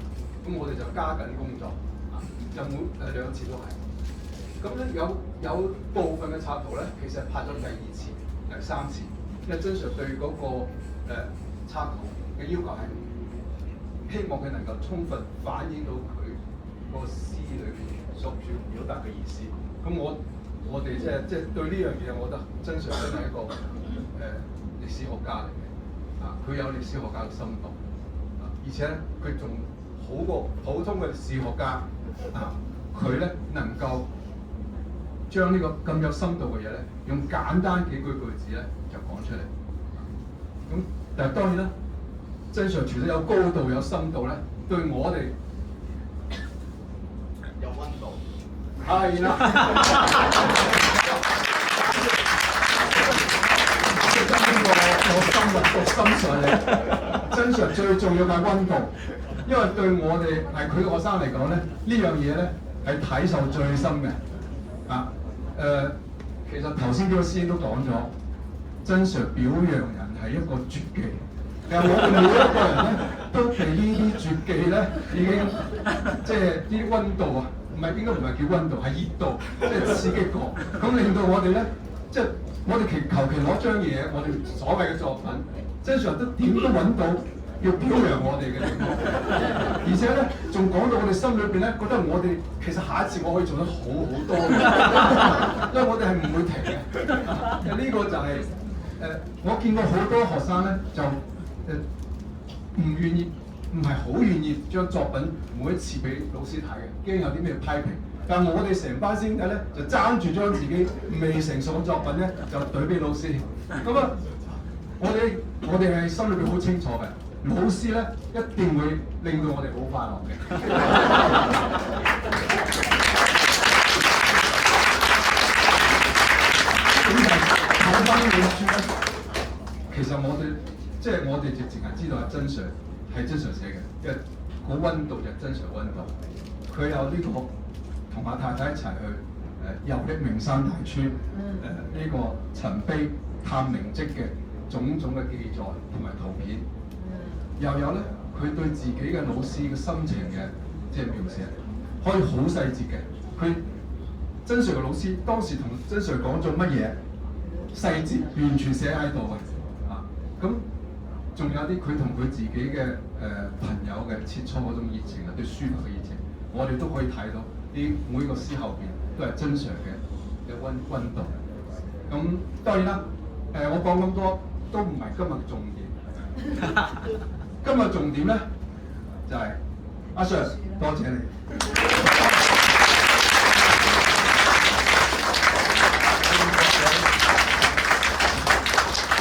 都同我獲獎啦我自己慚愧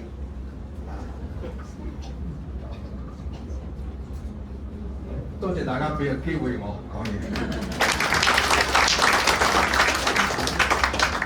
多謝阿曹公，我哋叫佢曹公。我當年入答學書法，真 Sir 當然係最重要嘅原因。第二個原因就係曹公，當年中二嘅時候，佢中六，我就跟住佢去寫書法。一個禮拜最開心嘅時間就係星期五放學之後，書法工作室喺美術室。我唔中意上堂啊，當然咁樣，但係就好中意寫書法。講多一句啦，我後來我讀政治學，後來再轉政治地理學，我而家係一個政治地理學者啦。咁啊，但係好多人都以為我係一個歷史學者，因為我會用好多史料去寫我嘅論文。一句啫，我都希望活得長啲。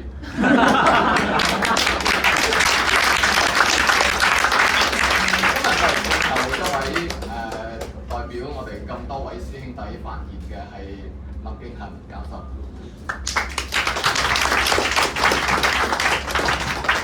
好多謝幾位師兄，多謝兩位師兄，家條係師弟基本上講晒我要講嘅嘢。不過兩位師兄講到好重要一個點就係真 Sir 好無私咁樣教我哋。有冇例子啊？我而家就呢個例子啦，我用22個字去送俾真 Sir。基書一家，七字清吟生朱容，染汗沙士，萬言暢詠長妙花。呢個對聯最近寫嘅，我係2年前先開始跟阿真 Sir 去學寫對聯，2年。咁真 Sir 真係我哋畢咗業咁耐，年紀咁大啊，真 Sir 仍然係無私咁樣去教我哋好多嘢，包括寫詩寫對聯。咁呢個就係例子，俾大家睇到，真 Sir 係好無私咁樣去教到我哋咁多年都係，多謝真 Sir。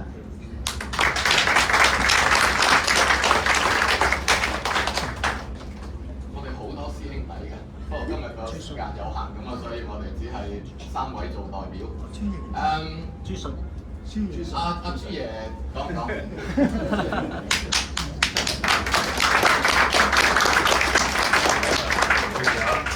大家挑戰啊！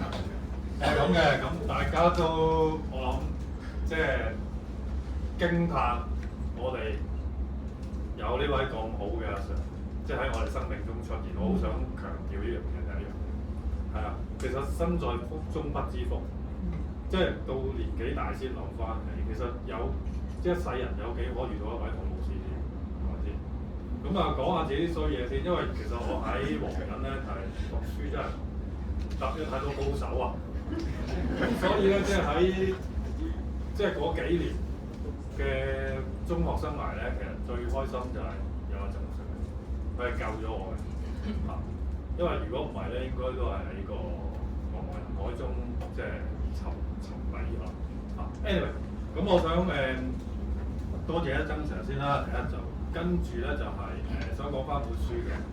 咁其實我第一本睇晒成本文字嘅書咧，就係李小龍嘅書。咁而曾 Sir 呢本書應該係我嘅第二本。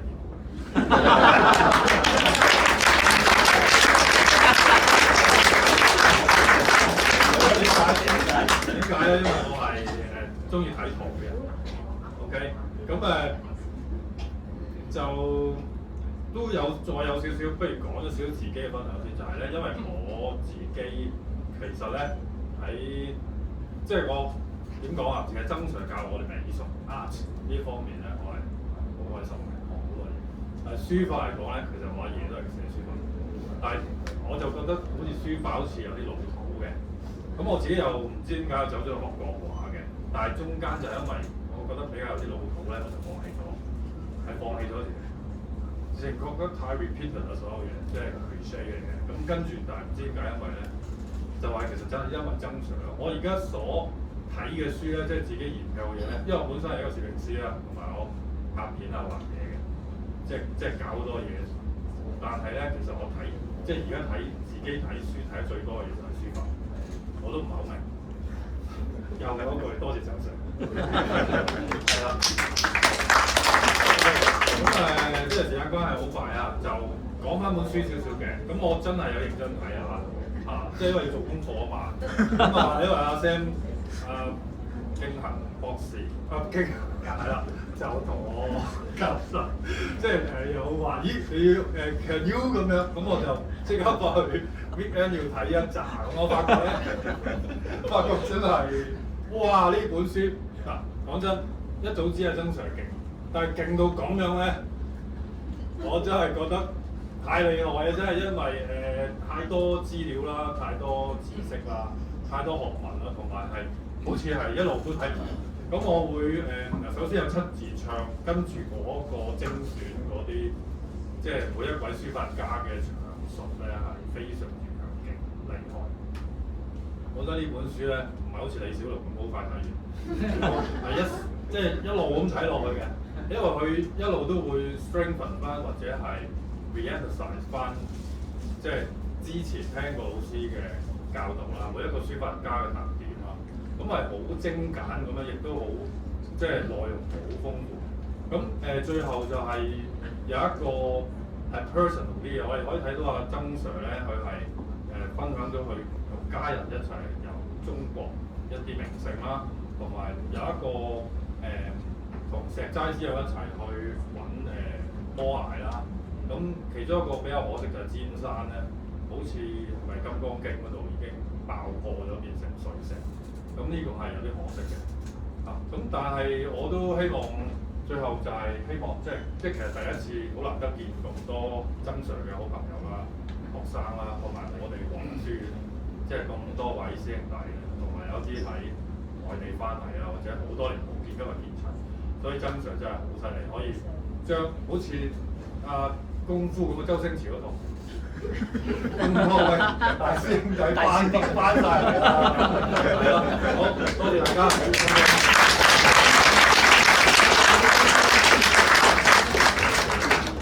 我見到阿子晴社長企咗喺好後面，想邀請子晴社長同我哋講一講日本海遊編輯過程裏邊嘅一啲故事。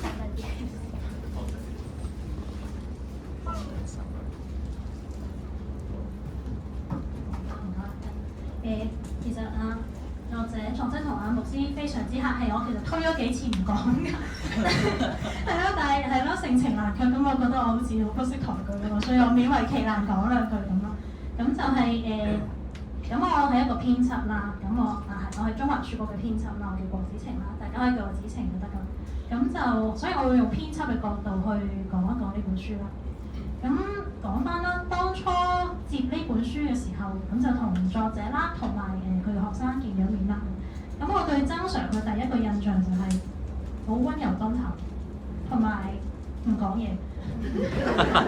咁我當然我其實都知道佢應該係屬於嗰一種對於自己嘅領域應該係口若懸河、滔滔不絕嗰一種。咁啊頭先我已經聽咗，係啦，口齒相當之咁伶俐，但係我第一次見佢嘅時候，佢其實基本上係講唔夠5句啊，應該講唔夠，係啦，咁但係就好客氣，係好客氣。咁但係佢嘅學生咧就個個都好精靈嘅，黃引出品藝術階段係咪？好精靈，好精靈。一齊圍住啦，咁就傾一傾本書啦。咁講真，其實嗰個 moment 咧，我接咗一份稿嘅，咁我望一望，我一定用編輯嘅角度去睇呢件事，咁就係我心諗死啦，書法已經有冷門嘅啦。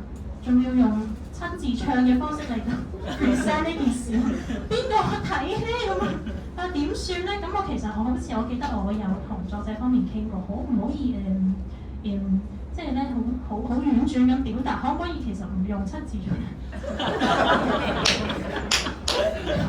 好婉轉。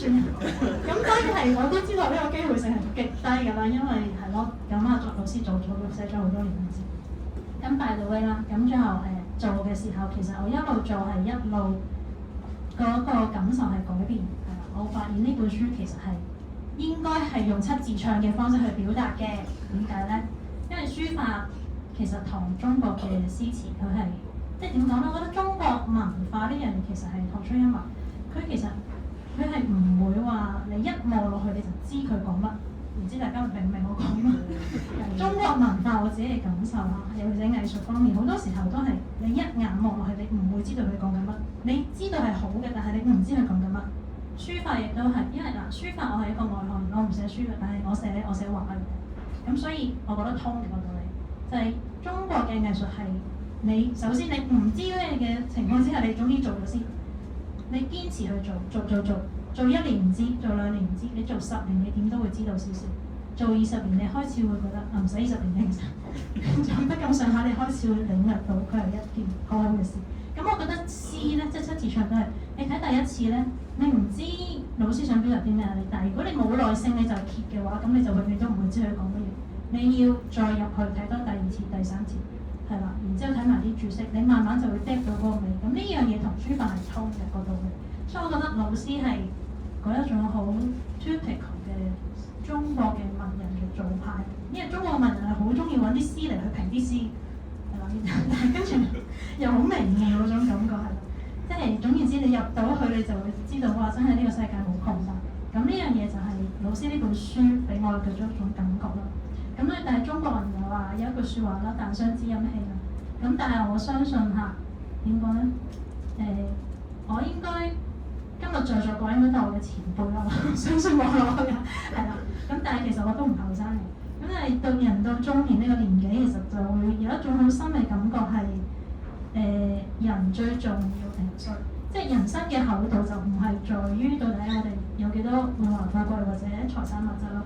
其實最重要去到最後，我哋想要嘅嘢就係、即係我哋呢個人到底俾咗幾多嘢其他人，又喺其他人嘅身上攞到幾多嘢俾自己。咁呢個人同人之間個感情嘅交流係人生，我覺得係個最美滿嘅一件事。咁係啦，講翻點解要講呢單話咧，就係、我見到今日在座呢個情景咁虛構嘅情景，我覺得呢個就唔係一個偶然嚟嘅。咁老師其實你有好多知音在中，咁呢樣嘢我覺得係同你花咗60年去到習書法呢件事係同樣咁珍貴，即係你呢60年或者你呢80年嘅人生有咁多係啦好學生、好朋友係啦去到支持你，咁呢樣嘢我覺得真係我今日覺得好感動嘅一件事。咁所以我哋可能再次俾一啲掌聲。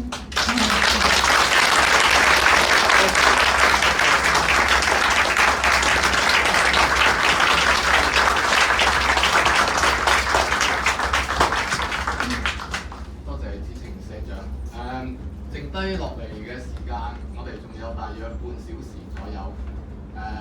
我哋不如除咗頭先聽我哋一啲師兄弟聽子程社長嘅一啲分享咧，我哋台上台下開始有交流互動，好嘛？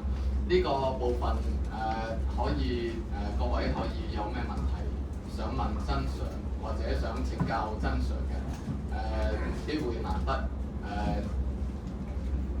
可以發問。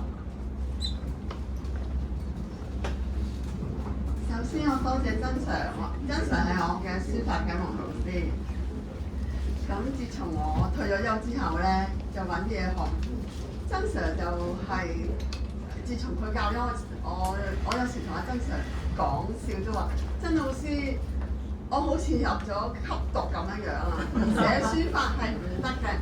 每日朝頭早6點人起，即食完早餐之後就開始寫書法，一路係寫到3、4點先至停筆，因為好似係農夫咁，日出而作，日入而息。咁我唔知呢個深淵咧係要行到幾耐先至咩？多謝，真係非常之多謝。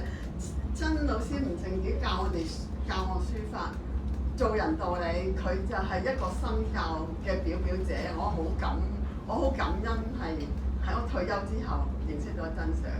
多謝老師。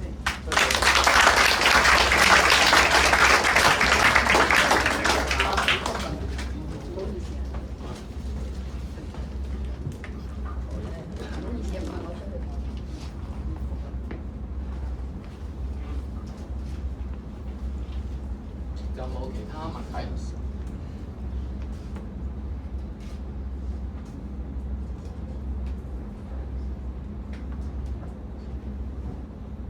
或者咁啦，你哋可以將有某些書法上嘅困難啊、疑難啊，趁呢個機會問下真常。有。曾老師你好，大家好。咁咧我就想問一問啊，曾老師，其實都好有幸啦，我就去過曾常嘅藏書閣嘅，去過2次。咁咧見到好多書本咧，咁我想問下曾老師，你博學勤書啊，假如而家我話勒令咧要你抌晒啲書，只可以留翻一本嘅。咁你會攞呢本咩書咧？唔該。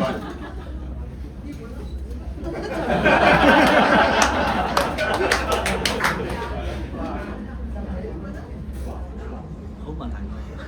係呢個問題我都想過，係，但係咧係一般嚟講咧係比較難講嘅。如果要留翻一本書嘅話咧，我會留翻一個正道歌，一個佛教禪宗嘅典籍，咁佢都係咧係好似係用韻句嚟去寫嘅，佢有長短句嘅，但係都押韻嘅，唔該。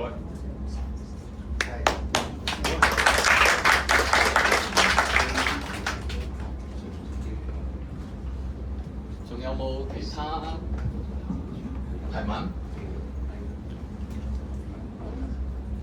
？OK， 如果冇，我諗我哋嚟一個大合照，好嘛？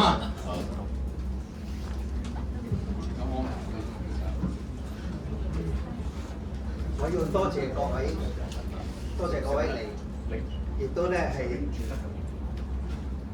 喺呢一個書做嘅過程裏邊咧，我要好感激一班同學，一班用石嘅編輯委員會，佢哋無私咁樣幫我手，有啲做配圖，有啲做編輯，有啲提出意見，咁特別係阿啟良用咗好多功夫嚟去編一本書咁好，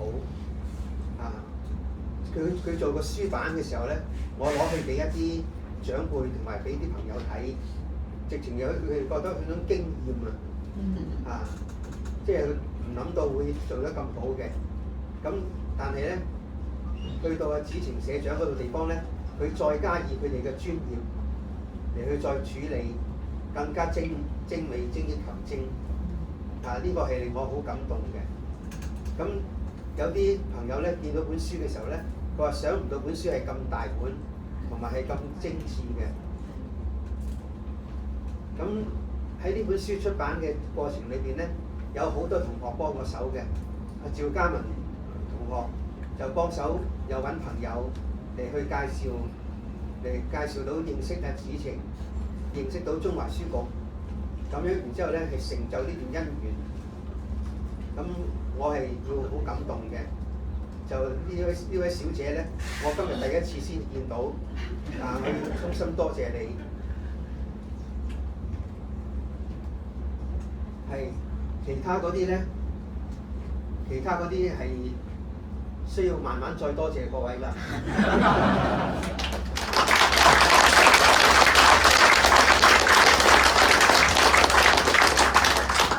有一位學友蘇家富先生，佢咧係七字唱捧場客嚟嘅，佢係得閒，佢係讀下七字唱，佢係將佢咧係背到嘅。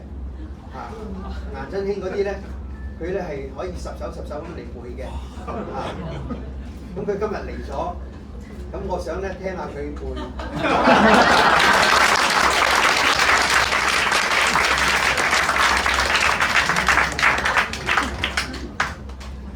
輕鬆就得㗎啦。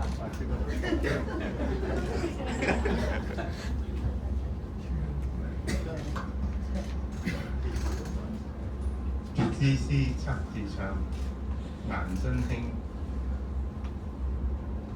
臨池立品早通關，手意勤王動帝顏。故火發雁元大節，千秋景無滿日華。悄悄日月曉忠臣，一代清輝是范尊。書中其人顏體難，千年心華壯乾坤。祭侄老兩30，祭奠文辭縱此邊，血痕淚滴尚殘存，靈魂動觸深深處，相見時同在目前。一門終節死星吞，馬策上山斷舌根，不悔頭顱成父志，老公淚墨祭精魂。秋霜烈日表成人，偉傑雄心字字真。兩副真用難的事，信之極品以為神。多寶塔感應秘三神，憂如柱後選同悲。多寶塔清別樣奇，點畫蒸餾參格，不幸而足最堪思。筋肉平衡穩健身，靈柔運勁變風神。但用正大安長大，更想華流勁絕塵。不從流俗續權威，報算風齊未足機。小路風望神采見，端凝速勁盡心理。但老公本書無字三種一手，端嚴紅秀格高華。真聖初堂四大家，教義真雅優萬見。何時造塔聚浮沙？但老公自書告身，含光重絕見其人。經意中風學面身，律以唐朝傳選制。自書之説未因循，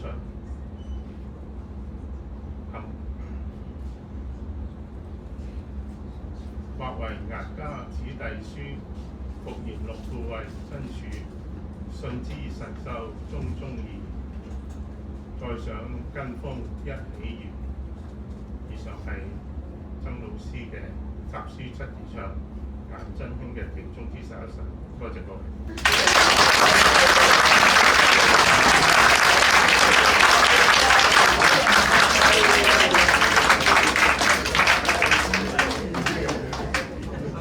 呢個真係我嘅知音所以好多謝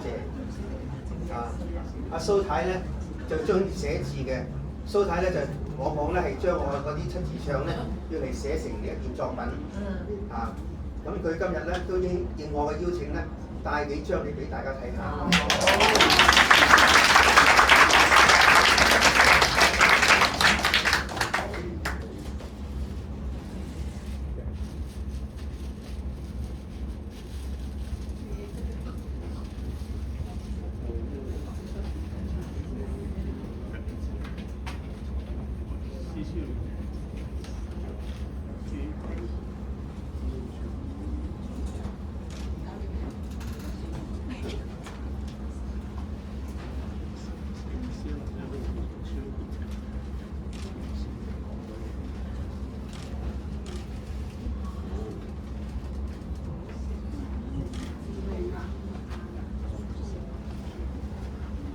先頭我哋講起文精嚟，真係我蘇太揀咗文精嚟出嚟寫喎。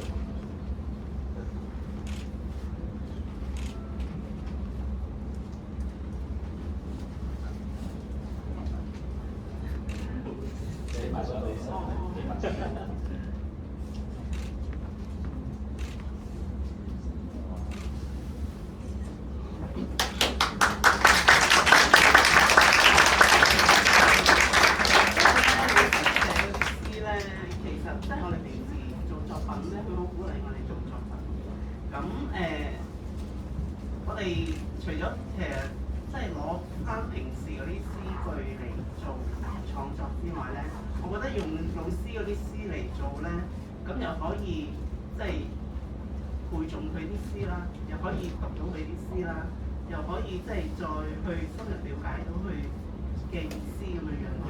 咁同埋老師啲詩咧好好寫嘅，咁大家其實都即係都係寫書法啦，都可以嘗試下。有一本咁好嘅書，可以俾大家用唔同嘅題材去做一個創作作品咯。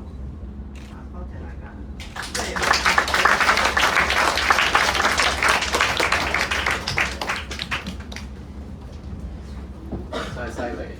真 Sir 用詩嘅形式嚟去寫書法，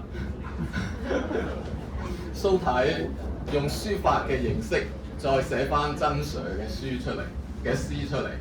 今日我諗係一個雅聚，係一個十分難得嘅一個聚會。